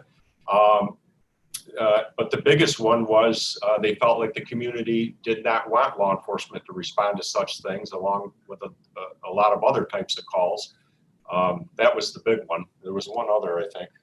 I can't remember what the third one was. There was 3 reasons, but that was the biggest one. So, but they don't have a problem with your responding? No, I think as law enforcement. One thing that came up was the potential that these could escalate into other issues or to a use of force. But, you know, we haven't had one instance with that happening with our deputies. We looked at it as an educational response and instructed our deputies, look, this isn't anything worth fighting over. Go over, collect the information, try to educate them the best you can, and we'll pass the information along to the health department. But we haven't had any issues responding to these type of calls. Thanks for discussing that. Yeah, absolutely. Mike, thanks very much for that question. Jen or Derek, if you could take your screen off so we can see you a little bit better. So you said we have 26 deputies and 6 sergeants per altogether. Yes. And then we have 3 shifts in a 24-hour period. So that's doing the math about. Yeah, we have 3 shifts, and you have to take into account when you have time off and, you know, benefit days or vacation, things of that nature, or somebody else sick. You have roughly about half of that working every day. And how that boils down is we routinely have 3 to 4 deputies on per shift and 1 to 2 sergeants per shift. That's not a lot to, you know, spread across the whole county. And we're routinely doing transports for people to go to court, and especially juveniles. Like yesterday morning, we had to drive out to Buffalo, and it happens to be this person's still with us in our custody. So a lot of our deputies get tied up just doing simple transports during the day as well. Yeah, this is probably going to cost us about 60 hours of overtime just to watch this one juvenile. All right, thank you. Leslyn, then Ann, then Shauna. So the last slide you had up with the OTR for warranties and contracts, it's asking for $82,000 annually, or target. But if I read the slide right, it seems like every 2.5 years is when you are needing to service the equipment. Did I read that right? So this is a 5-year contract, which would cost $82,000 a year for 5 years, and that includes a warranty throughout that 5 years of all equipment and a replacement at every 2.5 years. So it's not going to cost any extra in 2.5 years. This $82,000 for the 5-year. For 5 years. Yes. So thank you. At 2.5 years and 5 years, all the equipment will be replaced. Thank you. That sounds good. Annie. Yeah, that was one of my questions, was that a yearly fee, the $82,000. So I like that contract in that if you have any broken equipment for whatever reason, then you don't have to pay extra for that. So going just back to the vehicles. So are the vehicles, it said supervisor and deputies, are the vehicles that Derek, you and Jen have included in those vehicles? We have unmarked cars. Yeah, you'll see there's 11 unmarked. Right. Ours would be included in that. But we're able to replace those, you know, a lot less frequently because they're not responding to calls quite as much. So they last us quite a bit longer. So I'm not sure what Jen said. Did you say you have 11 unmarked cars or 2? 11. Ours are included in that. And then we also have unmarked cars for our criminal investigators. So those are in addition to the cars you showed? No, they're included in that. They're included in that. Yeah, we have cars, unmarked cars for our lieutenants, Jen and myself, and our investigators. Okay, so that list was including all of your vehicles? Yes. Okay. Yeah, so yeah, with vehicles, getting near 100,000 and over, you know, it's, you certainly don't want to be on a call and have the car break down.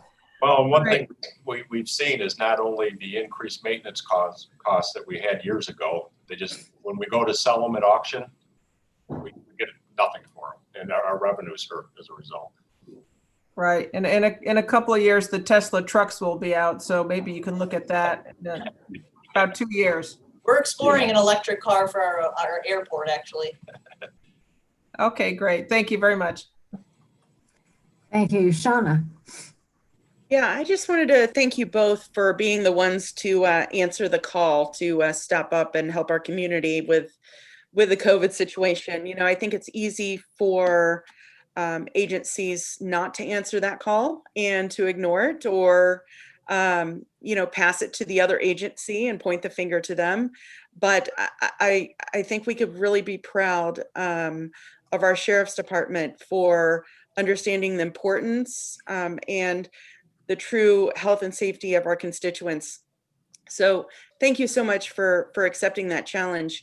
You know, I remember being in the Human Rights Commission, and both of you came into one of our meetings and discussed the different mission statement that the Human Rights Commission had started. And Ithaca Police was also invited to that meeting, and we talked about why they weren't responding to COVID. And I think the third reason why the Ithaca Police said that they were not responding is because some of their officers have small children and they couldn't be exposed to COVID. So I just wanted to leave that out there. That was one of the reasons why they said that they didn't feel comfortable responding. Yeah, the children of the sheriff's office are much stronger and well equipped, for sure. Yeah.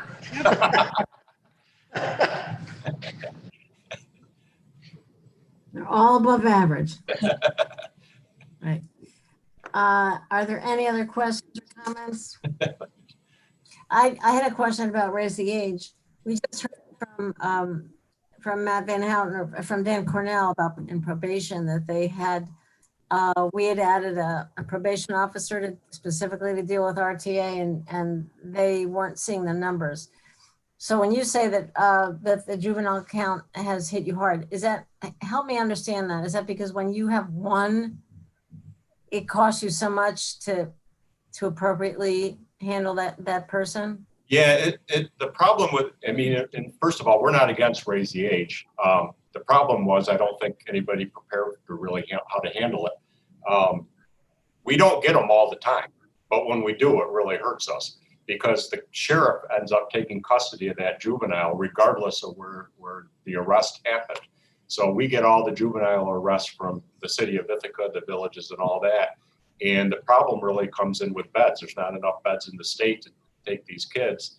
And everybody kind of washes their hands of it and says, well, they're in the custody of the sheriff, it's his problem.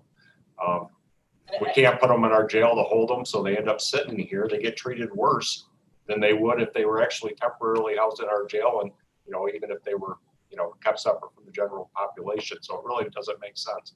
Yeah, and even with this particular case, the frustrating part is there are open beds. This person was housed in a secure facility. We drove up to get him, to take him to court. Buffalo. Our deputies were at the hearing, and they said, oh, by the way, Erie County isn't going to take him back. So we had to get on the phone with DSS. This particular county cited a safety concern. I think that made its way around to other counties, and now all of the other counties are refusing to take him, even though they have open beds. And by tomorrow morning, we'll have had him in our custody for 48 hours, and us and DSS don't know what to do. There's open beds, and they're refusing to take him. And the frustrating part is, we discussed earlier, there's our dorms and our jail are closed. He would be much better off in a dorm area by himself with his own shower and a TV than spending the night on a cot in our CID room. So that's where the frustration comes from.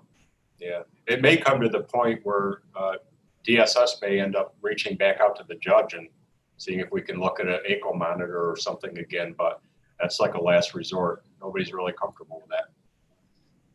Jason? Yep. This has happened a few times where I think it's a product of the lack of thoughtfulness on the state's implementation of raise the age. And this is when this happens, we find very quickly where the cracks are in the system and the cohesiveness of the issue. This has happened once or twice before where no one takes responsibility. The state doesn't act assertively to assist in finding the proper bed. And this isn't a specialized secure detention. It's not even the raise the age bed. This is a secure detention bed that we're looking for. So now, as the jurisdiction who has to maintain ownership and custody of the individual, we're stuck with a situation with no solution. And it's not due to the lack of effort. So I know Kit has been on the phone for the past, she briefed me last night on this. We've been trying to work OCFS to find the solution here, and they're not taking any ownership or responsibility. It's an issue that has popped up across the state, and so we're not the only ones dealing with it. It doesn't happen frequently, thankfully, but when it does happen, we don't have a great alternative other than to make the space comfortable for the time being until OCFS either asserts themselves, which they can do. They can assert and say, listen, we're going to free up this bed and require this agency to open the bed, or not. And, there are issues and reasons why electronic monitoring can't be used, and it could be due to the circumstances of the individual, the nature of why they're in custody. And that's a judge and district attorney discussion as to why that may or may not be an option. It's a situation that we're trying to work through, but I know other counties have had the same issue when it comes up, and it's a partnership that the state has to own in trying to find the solutions to it. So they're not exerting any authority. With the specialized secure detention beds, it's a different issue. Sometimes it's a capacity or an open, ability to have beds available. This is not that. This is a secure detention bed, so it's a little different, and we're not getting the cooperation with the state right now.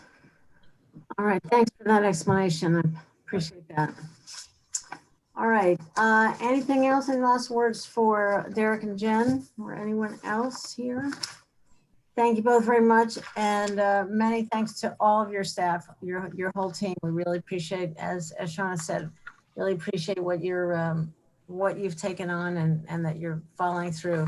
You said you're not really seeing enough complaints now to have an overtime detail on the weekends for the COVID complaints. Yeah, that's correct. And I think the deputies were kind of getting worn out from doing them. So we started to see less of them signing up for the overtime detail, but luckily they have gone down. So we've been able to handle them on shift.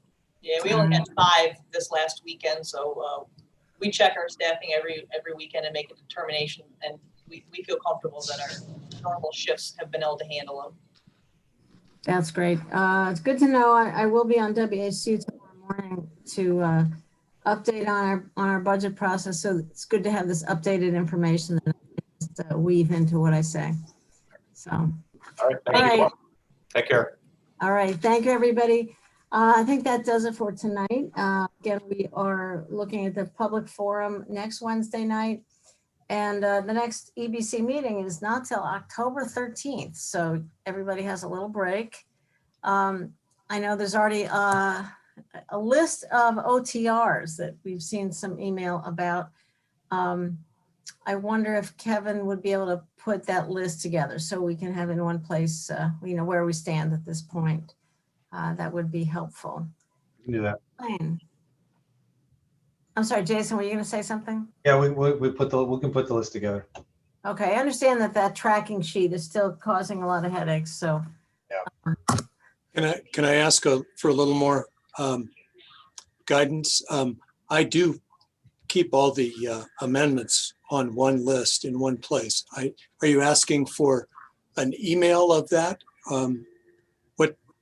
What kind of, what are you looking for? I think just an Excel spreadsheet that shows what you've received so far. What the items are. In some cases, there may be new proposals Some they are proposed to restore OTRs that weren't funded, that sort of thing. It'd be great for us to have a sense of where the requests have come in, what requests have come in so far. Okay. It doesn't have to be fancy, and it doesn't have to be tied into your whole database, which I understand is another level of complication. So I would like glossy 8x10 pictures with circles and arrows and a paragraph on the back of each one. And I'll leave it under a pile of garbage. I want kittens. Kittens. Kevin, you opened this up for yourself, man. I did. Should have just kept the box closed, man. Deborah, go sit on the Group W bench, Deborah. Yeah. All right. I think Mike Lane has an actual comment or question. Yeah, a logistical one. Kevin, are we going to have the big 8.5 by 14 sheets with all the over targets on? I think they're very useful when we're going through them at the voting meetings. I think that's the one that Martha was alluding to technical difficulty with. We asked the software vendor for our budget system to do something different for us this year, and it's complicated the data extraction that our own ITS department has built for us so that we can easily pull out the 2021 OTRs, their dollar amounts, their titles, and arrange those in a spreadsheet. I have a work order into ITS, and I'm hoping to hear that they can fix it easily. If not, I suppose we'll assemble it the old-fashioned way that Joe used to, which was to type the whole thing in by hand. And I still use my typewriter. I can ship you the information, Mike. And well, Kevin, that's what I meant about it. Doesn't have to be fancy. You don't even have to put all the information, but kind of the OTR number, what department, one line about, community outreach worker and the dollar amount. I can ask for 5 things: OTR number, department, title, dollar, if it's a time or target. We can do a makeshift version that will in which we will try to come close to what you've gotten used to. Thank you. And sorry that this is being such a headache. Not as sorry as I am. I'm also curious about the various correction pages that we usually get on, on buff colored paper, et cetera. Are there, I haven't been down to the office in weeks, I guess, and since I picked up my book. Do we have printed pages in our mailboxes if that's something people are interested in? We, at Jason's suggestion, we are implementing a once a week dump of material for you so that if you have the opportunity to get out over the weekend, you can swing by and pick up those materials at the courthouse. Ledge chambers. You said dump.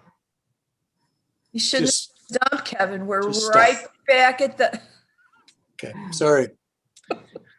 Okay, so like at the end of the week, you'll put together whatever has come up during the week. So over the weekend, we might be able to find some update pages. Is that what you're saying? Yes, and the color for this year is pink. Perfect. Yes. Okay. All right, that's great to know. Thank you very, very much. You're welcome. Saves the staff postage. They're always mailing us lots of stuff these days. So. Right. All right. If there are there any other comments or questions? Dan Klein. Yeah, save you all a trip down here. There are no corrections on the table except for the capital budget from the first day. So there hasn't been any. Some of you picked that first days out, there hasn't been any since. Okay. Just want to save you a trip. Kathy, you'll be mailing us a. No, not yet. You're not mailing the. Yeah, you'll be mailing the legislature agenda tomorrow morning. Yeah. Is it possible to just include whatever, if somebody's left there, hasn't picked up their stuff yet? Sure, we can do that. Great, thank you very much. Thanks, Dan. All right, with that, just a reminder that budget will be meeting on budget, capital, and personnel will be meeting on Monday at 3 o'clock. So with that, I'm sure we'll be talking soon. Thanks, everybody, for the evening's meeting. Have a good night.